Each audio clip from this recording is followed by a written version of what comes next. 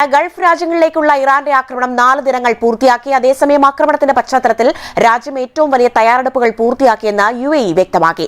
ഏത് വലിയ ആക്രമണവും എത്ര നാൾ നീണ്ടാലും രാജ്യം പ്രതിരോധിക്കുമെന്ന് UAE പ്രതിരോധ മന്ത്രാലയത്തിന്റെ ഔദ്യോഗിക വക്താവ് brigadier staff pilot Abdul Nasir Al Hamidi അബുദാബിയിൽ വാർത്താ സമ്മേളനത്തിൽ പറഞ്ഞു. അതേസമയം 4-ാം ദിനം 6 ഗൾഫ് രാജ്യങ്ങളിലേക്ക് നടന്ന ഇറാന്റെ ഡ്രോൺ ആക്രമണ ശ്രമങ്ങളെ വിവിധ ഗൾഫ് രാജ്യങ്ങളിലെ സേനകൾ പരാജയപ്പെടുത്തി.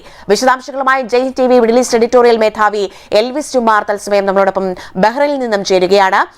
എൽവിസ്, ഗൾഫ് സംഘർഷം 4 ദിനം പൂർത്തിയാക്കുമ്പോൾ ഏറ്റവും പുതിയ അപ്ഡേറ്റുകൾ എന്താണ്?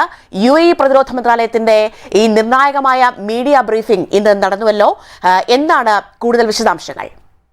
ഗൾഫിലെ സംഘർഷം 4 ദിവസങ്ങൾ പൂർത്തിയാക്കിയിരിക്കുകയാണ്. ശനിയാഴ്ചയാണ് ആരംഭിച്ചത്. ശനി, ഞായർ, തിങ്കൾ, ചൊവ്വ തുടങ്ങിയ 4 ദിവസങ്ങൾ പൂർത്തീകരിച്ചിരിക്കുകയാണ്. മറ്റു പ്രധാനപ്പെട്ട സംഭവം, ഇസ്രായേലും അമേരിക്കയും ഇനി ആക്രമണത്തിൽ നിന്ന് പിന്നോട്ടില്ലെന്ന് പറഞ്ഞ മറ്റൊരു ദിനത്തെ കൂടിയാണ് നമ്മൾ സാക്ഷ്യം വഹിച്ചത്. അതോടൊപ്പം തന്നെ എന്ത് വന്നാലും തങ്ങൾ പിന്മാറില്ലെന്ന് ഇറാനും പ്രഖ്യാപിച്ചത് ഈ ഘട്ടത്തിൽ കൂടി എടുത്തു പറയേണ്ടിയിരിക്കുന്നു. മറ്റു പ്രധാനപ്പെട്ട സംഭവം, ഇന്ന് ഗൾഫിലെ 6 സ്ഥലങ്ങളിലും ഡ്രോൺ ആക്രമണ ശ്രമങ്ങൾ ഉണ്ടായ ഒരു ദിവസം കൂടിയാണ്. ഡ്രോൺ ആക്രമണ ശ്രമമാണ്. ഇതിൽ വലിയ രീതിയിലുള്ള പരിക്കുകളൊന്നും ആർക്കും ഉണ്ടായിട്ടില്ല.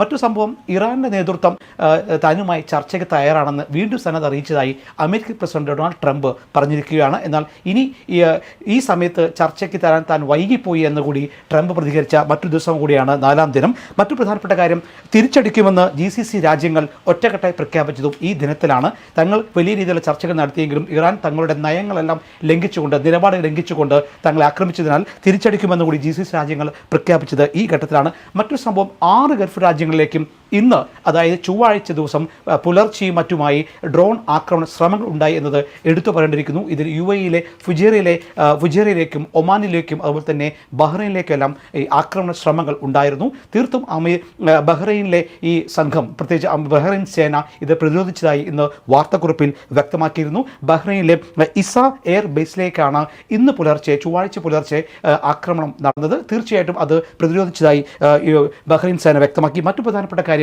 UAE-യുടെ ഭരണകൂടം ഈ 4-ാം ദിവസത്തിൽ വലിയൊരു വാർത്താ സമ്മേളനം നടത്തി ലോകത്തിലെ മാധ്യമങ്ങളെ സത്യാവസ്ഥ, യാഥാർത്ഥ്യം, നിലപാടെന്ന് വ്യക്തമാക്കിയ ദിവസം കൂടിയാണ് ഇന്ന് ഉണ്ടായിരിക്കുന്നത്. ഇന്ന് വളരെ സുപ്രധാനമായ രീതിയിൽ വൈകിട്ടാണ് UAE-യുടെ ഗവൺമെൻറ് വാർത്താ സമ്മേളനം നടത്തിയത്. അതിൽ പ്രധാനപ്പെട്ട കാര്യം, രാജ്യം ഒറ്റക്കെട്ടായി ഈ പ്രതിസന്ധിയെ നേരിടുമെന്നുള്ള പ്രഖ്യാപനമാണ് നടത്തിയിരിക്കുന്നത്. എത്ര നടന്നാലും എത്ര വൈകിയാലും ഈ രാജ്യം ഇതിനെ പ്രതിരോധിക്കുമെന്ന് കൂടി UAE അധികൃതർ വ്യക്തമാക്കിയിരിക്കുകയാണ്. മറ്റൊന്ന്, തങ്ങളുടെ അതിർത്തികൾ മുഴുവൻ തങ്ങൾ സംരക്ഷിക്കും, ഇവിടുത്തെ സ്വദേശികളെയും വിദേശികളെയും തങ്ങൾ സംരക്ഷിക്കുന്നത് കൂടിയുള്ള നിലപാട് കൂടി, നയം കൂടി UAE വ്യക്തമാക്കിയിരിക്കുകയാണ്. ഒപ്പം തന്നെ മറ്റു പ്രധാന കാര്യം, ഈ 4-ാം ദിവസത്തിൽ UAE-യിലെ യാതൊരു കാഷ്വാലിറ്റികളും പരിക്കുകളും ഉണ്ടായിട്ടില്ല എന്നൊരു ശുഭകരമായ വാർത്ത കൂടി ഉണ്ടായിരിക്കുന്നു. മറ്റൊന്ന്, ഗൾഫ് രാജ്യങ്ങൾ പ്രത്യേകിച്ച് UAE നൽകാൻ, പ്രത്യേകിച്ച് ബഹ്റൈൻ ഒഴികെയുള്ള അല്ലെങ്കിൽ മസ്കറ്റിൽ നിന്നും ഒക്കെ സൗദിയിൽ നിന്നൊക്കെ ഇന്ന് ഇന്ത്യയിലേക്ക് അല്ലെങ്കിൽ മറ്റു വിദേശ രാജ്യങ്ങളെ കൂടി വിമാന സർവീസ് നടത്തി എന്നൊരു ശുഭകരമായ വാർത്ത കൂടിയാണ് ഇന്ന് ഉണ്ടായിരിക്കുന്നത്.